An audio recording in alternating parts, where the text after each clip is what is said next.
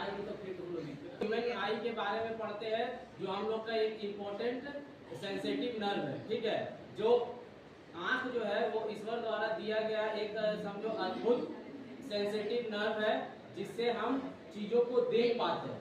चीजों को हम आंख बंद करके जो है समझ सकते हैं, छू करके हम आंख बंद करके किसी भी चीज को समझ सकते हैं, गंध ले सकते हैं, लेकिन आंख के माध्यम से जो है हम चीजों का कलर को समझ सकते हैं।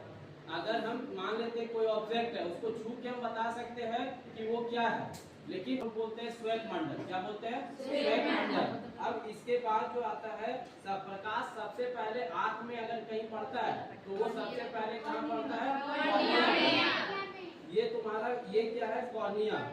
इसको हम लोग बोलते हैं कॉर्निया। और सबसे पहले प्रकाश इसी में पड़ता है, और ज्यादातर प्रकाश जो है कॉर्निया से अपवर्तन हो जाता है। कुछ प्रकाश जब आपके अंदर आता है तो यहाँ ये दिख रहा होगा ब्लैक कलर का, इसको हम लोग बोलते हैं पुतली।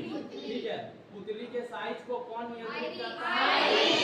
आइरिस जो है, अगर ज्यादा मात्रा में प्रकाश अगर आंख में आ रहा है तो आइरिस उसको क्या करता है? संकुचित कर देता है। अगर कम मात्रा में प्रकाश आ रहा है तो आइरिस उसको क्या करता है? थोड़ा सा बड़ा करता है, ताकि प्रकाश आंख में अंदर लेंस तक पहुंच सके। तो अब ये देखते हैं कि ये तुम्हारा आइरिस है और ये पुतली है। आइरिस और कॉर्निया के बीच में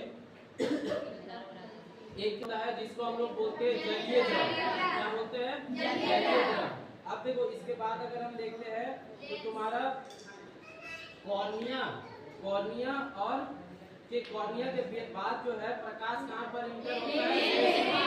लेंस में जो है लेंस के साइज को कौन नियंत्रित करता है? क्लियरी मांसपेशी जो है वो आंख के लेंस को नियंत्रित करता है।